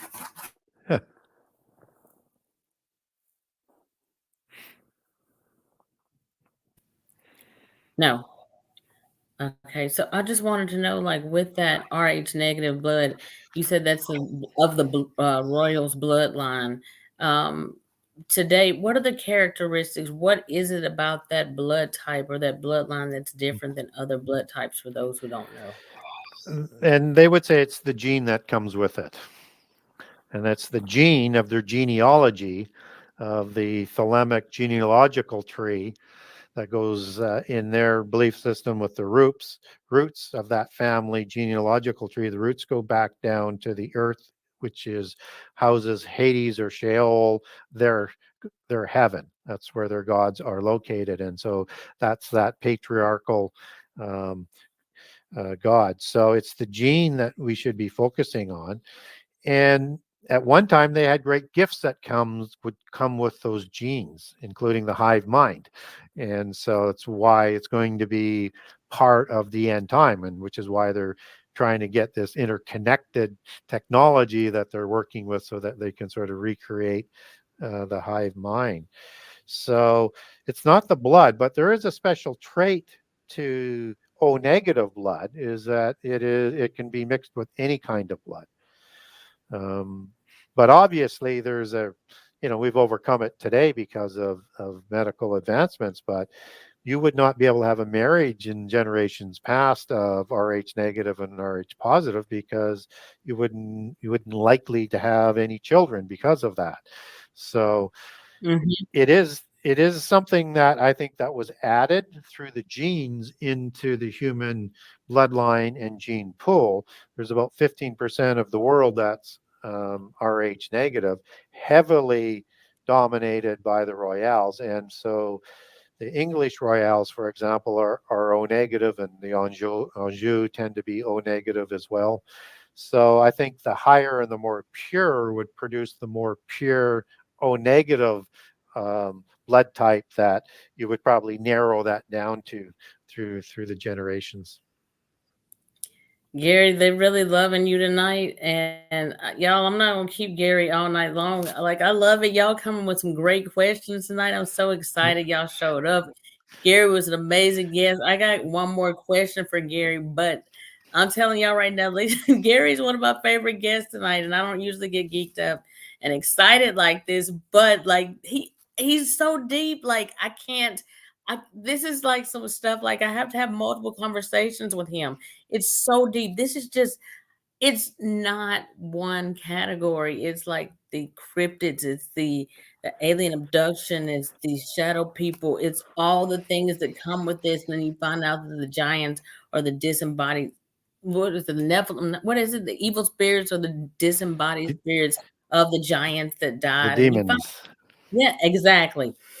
It's so much stuff that goes on with that, and a lot of people who have cryptid encounters, Bigfoot, dogman activity. Scott Carpenter talked about this, Daryl Denon, and then plenty others who have had dogman or Bigfoot encounters have also seen aliens or UFOs, also have paranormal activity. It's all intertwined. And Yeah. so we haven't even touched the surface. I'm going to have Mr. Wayne back if he'll come back again because this is just a small part. Gary, I got one more question for you, and then I'm gonna talk to you backstage real quick. Y'all that you have questions or whatever, y'all's questions are great. Um, I've already had Gary for about over an hour, almost 2 hours. So I'm got another question for him. It's just depending on how long he wants to go. But I got one more. But Gary, I also want to finish what you were saying too, but I do want to know when it comes to what we're going through right now, is there a veil being lifted? Is something changing that's making all of these things come to the forefront where there's more encounters and sightings happening right now? It's part of the birth pangs. We're going to see more and more and more. It's going to happen more often with more intensity of all of the birth pangs. And the birth pangs or the sorrows are the third overarching sign for Jesus's chronology. So, um, yeah, we're going to see more of everything. We can't imagine what's coming. It's going to get that sort of crazy. There's a passage in the book of Psalms, chapter 21, 8 through 10. There is a fruit and a seed that is going to be removed from amongst humankind in the time of the wrath. This is the seed of the terrible ones in Isaiah 25 that will be removed in that end time and at the time of the Armageddon battle at Mount Hermon. So it's important to understand how this all sort of interconnects. So, and it, as you say, it's a topic that is absolutely massive because it's all about where we came from, what really happened, why we're here, and Mm-hmm. where we're going, and it connects into all of that. So it can be a huge topic and very hard to cover. And we touched on a lot of small, superficial areas all the way through today because it's just that large of a topic. Um, It is. but I can stay right to the top of the hour if there's questions in the audience. It's a bunch of questions in the audience. Gary, and I'm having to scroll. Y'all put y'all's questions in all caps. We're gonna cut it off. We got like I guess 23 more minutes or whatever, and then we're gonna cut this down, y'all. Y'all got a lot of questions. Put them in all caps because it makes it easier for me to see them. Gary, I do want to know because I want to go to the most important or most interesting stuff because we've been told so many things. Are you familiar with Edgar Casey? Yes, the They called sleeping prophet. they called him the sleeping.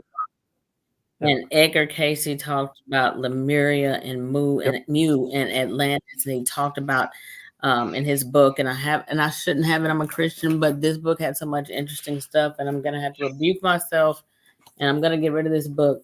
This book has a lot of stuff in it, and so I don't agree with or believe everything that's in here, but I take it with a grain of salt.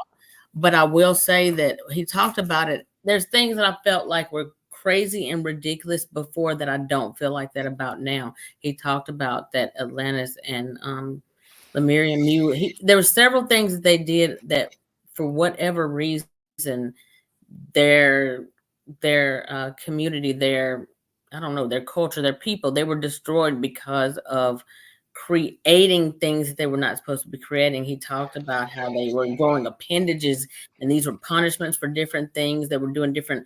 He went into it in that book, and I just didn't have time to pull everything up tonight. And I can bring that up another time on another show. But what do you feel about that? Do you know about that as well?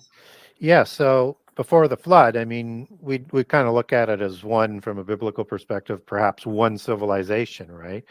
Hmm. And if there was if you wanted to locate the civilization that was being talked about in the Bible, you'd probably make a connection with the Sumerians. But there, according to the global testimony, there's multiple civilizations. Like Mu is one of them. I do cover Mu in book 1, and I cover Atlantis in book 1. Some people say, I talk about 4 major civilizations in book 1. Some people say there was 7. Some people say there was 11. There could be multiple civilizations, and so we need to be sort of open to the fact that there's other civilizations. Atlantis is kind of where Enochian mysticism, that I like to call this universal religion that was created by Enoch, son of Cain, and the knowledge that merged with the knowledge from the angels, became the religion of the world. And it was taken to a level in Atlantis that it was doing everything that Casey was saying. They became black sort of magicians versus white. That's just a polytheist term for white hats and black hats. White magic, black magic, they all have the same goal. Don't let them fool you with that. So it's just 2 different rival systems. One say they have the better of humanity in Absolutely. mind than the other one, but they have the same end goal. So they all want to destroy humankind. So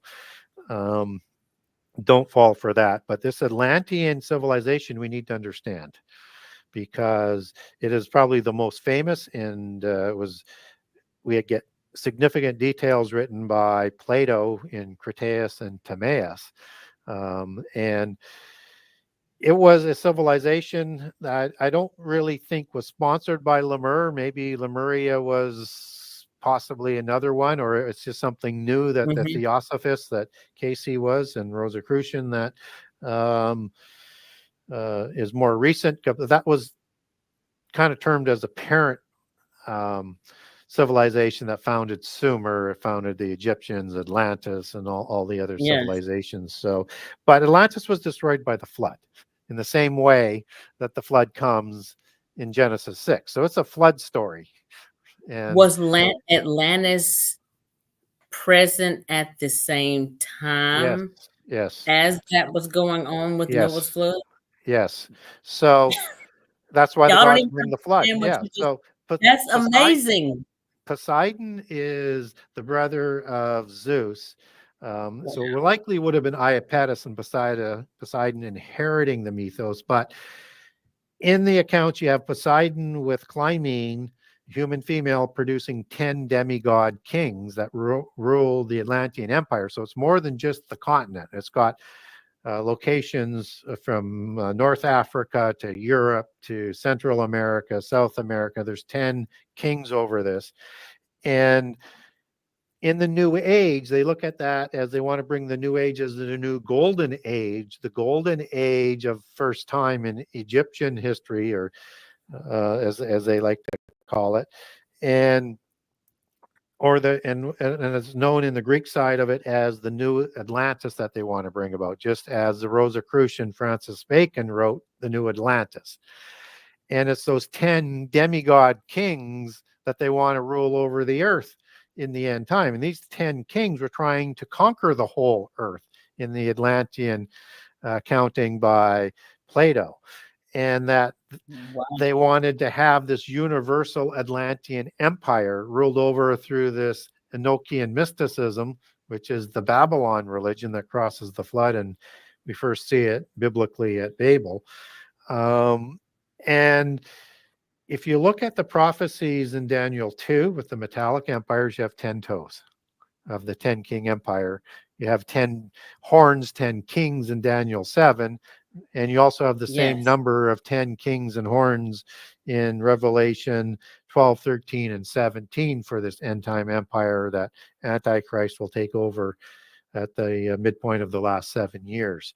That's the new Atlantis they want to recreate, is that end time empire.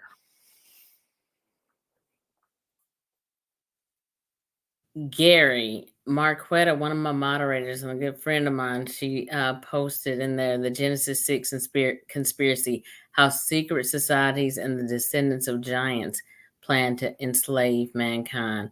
Can you just real quick, like we got like 14 minutes left, but can you kind of break down how what do the secret societies have to do with the giants and the enslavement of mankind and the world takeover?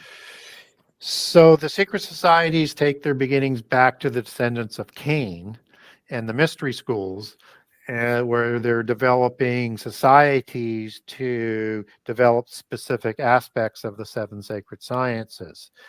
And these are polytheist schools and the development of knowledge, because polytheism is a knowledge cult, that you're trying to get enough knowledge to become like a god. And so, but a god in the physical world. And so the secret societies, their patriarchs are grand patriarchs from the human side are Cain, Enoch, Lamech of the Cain line, Tubal-Cain, Nama, Jubal, and Jubal.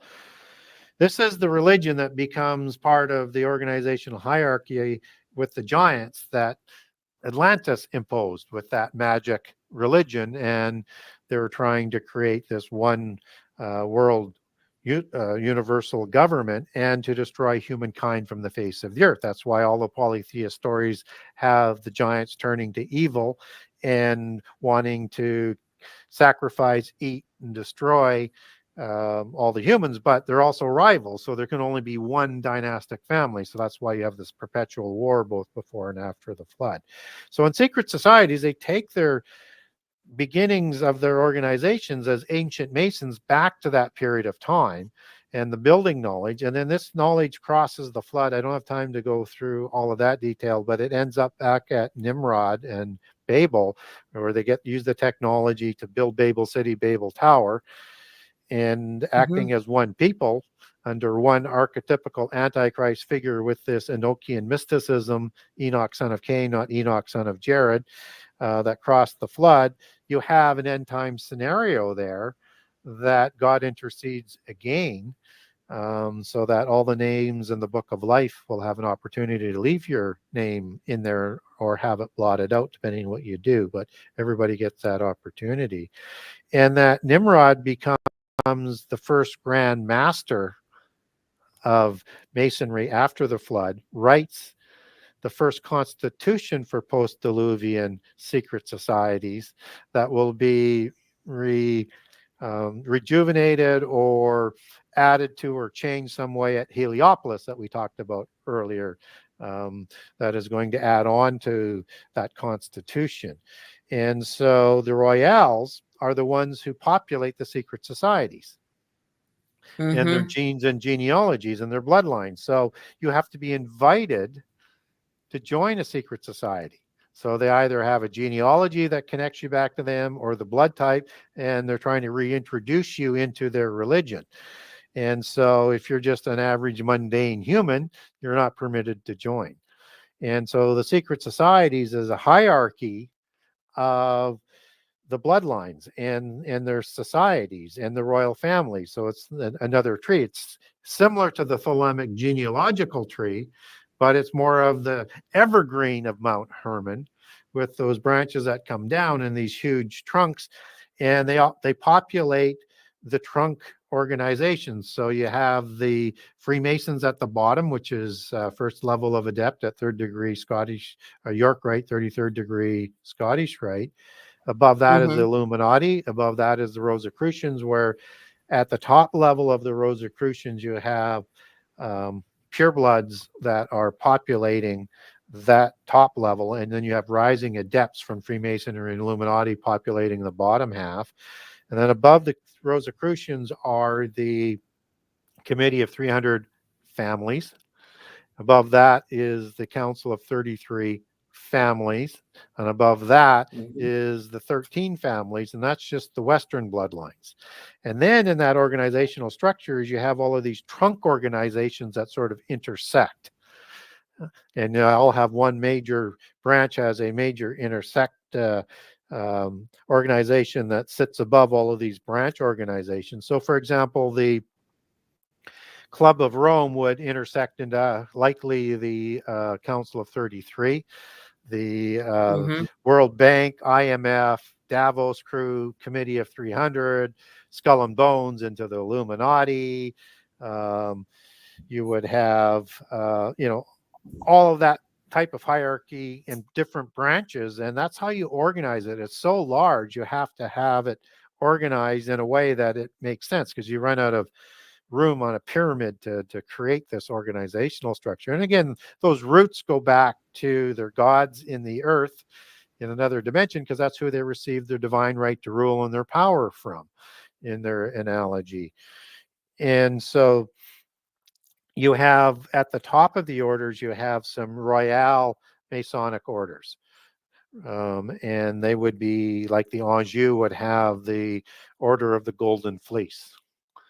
And the Golden Fleece was what the material in Greek mythology that the gods would make their clothing out of, and the demigods sought after that same material as well.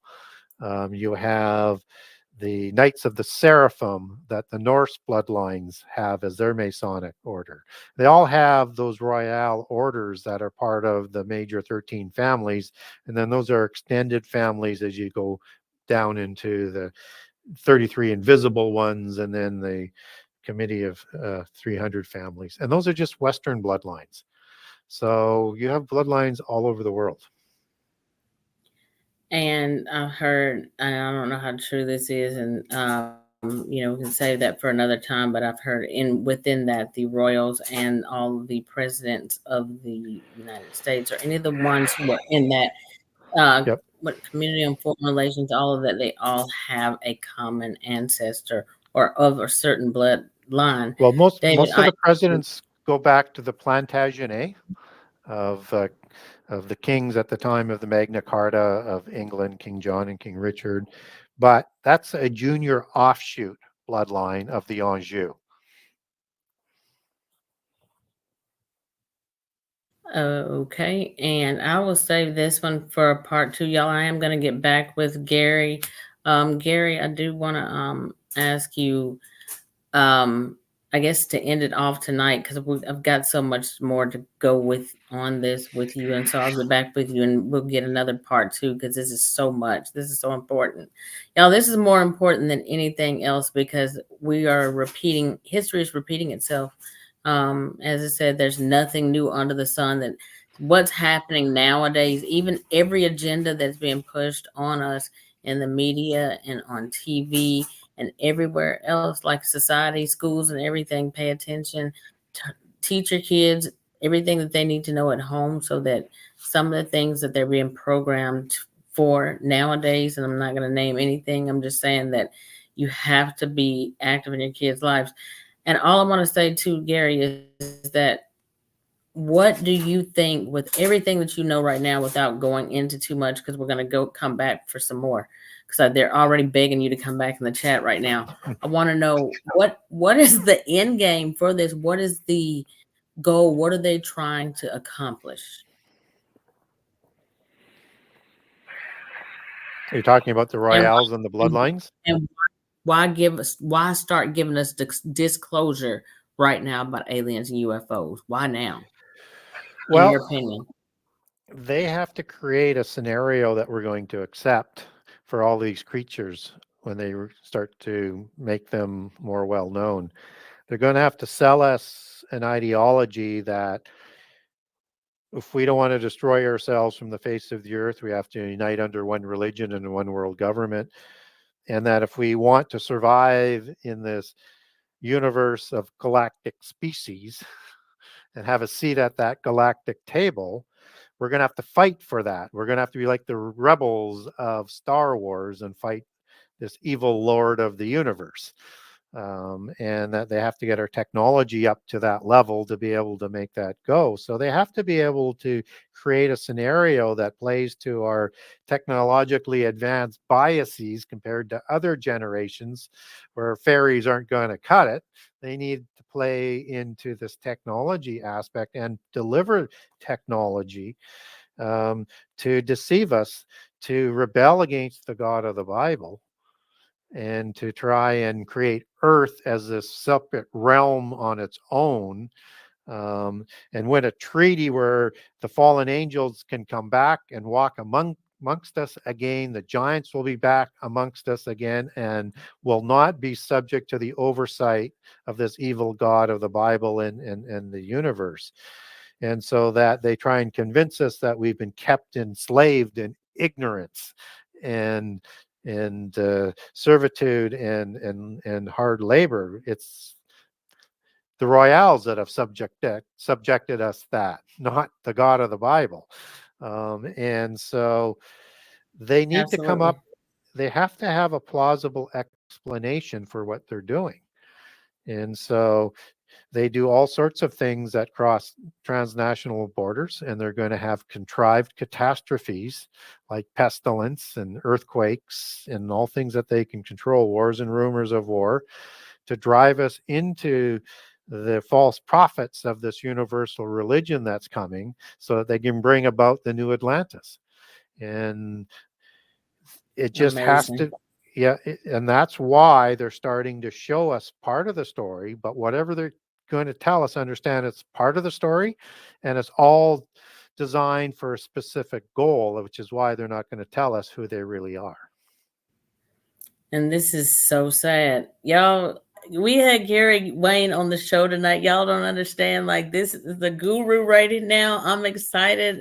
I don't get excited too often about guests on the show like this. I respect and love all my guests that I have on the show, but Gary, like, y'all don't even understand. This is a guru. Like, he's on a whole nother level. Like, we're gonna have Gary back. I've got to have Gary back. I'm excited about this because I'd actually said, like, there's a lot of stuff that goes on in the cryptid community.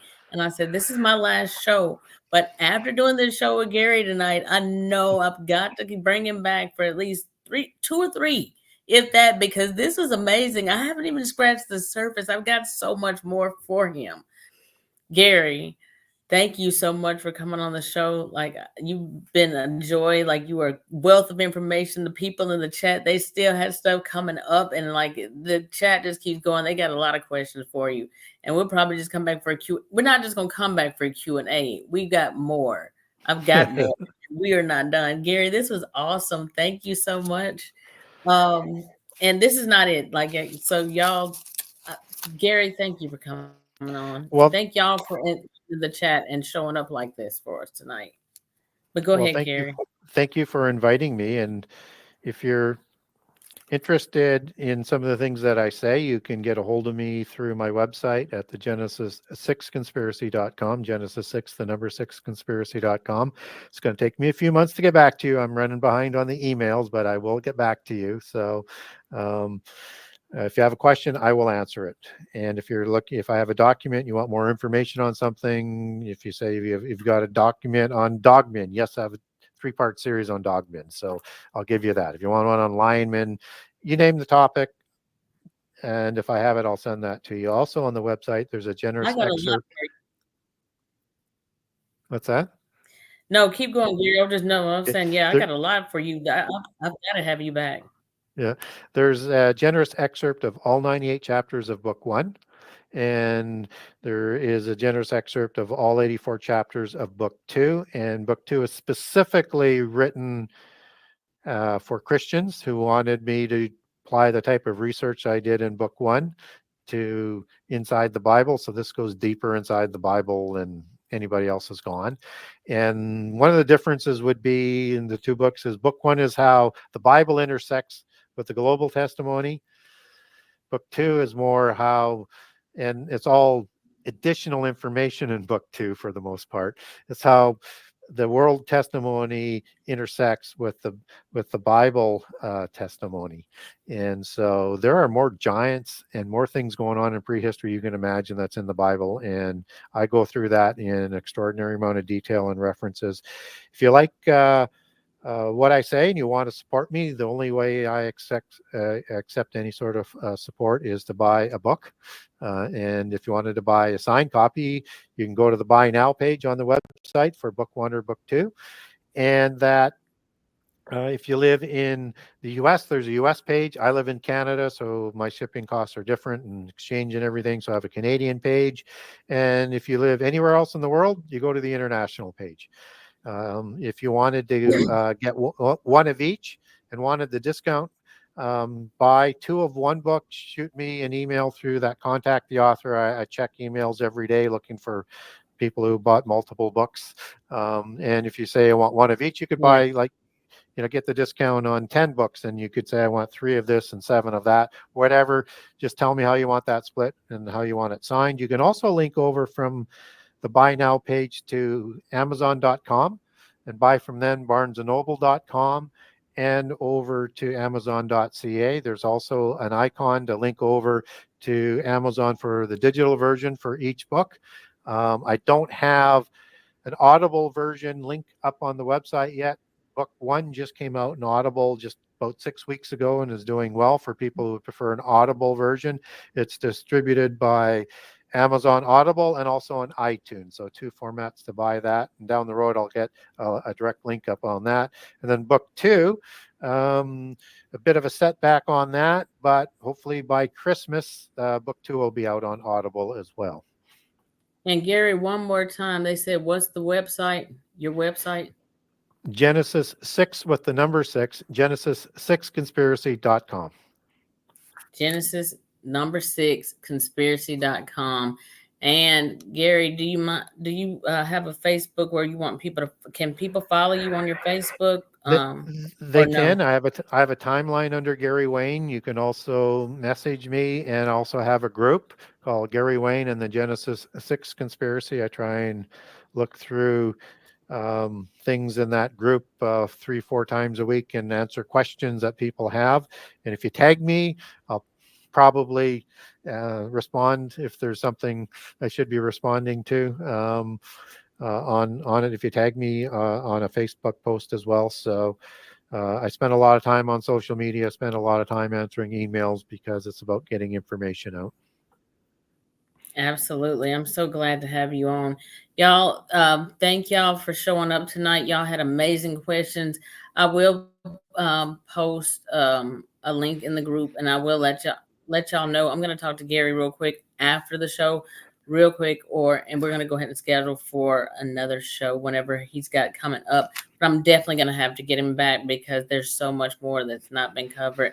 Y'all can come up with a list of questions. I'll make a post in the group for y'all to put questions in there for him, and I will bring him back for a Q&A show. I'll probably dedicate like at least 30 minutes straight up for y'all's questions. But anyway, y'all, thank y'all for showing up, and with that being said, have a good night.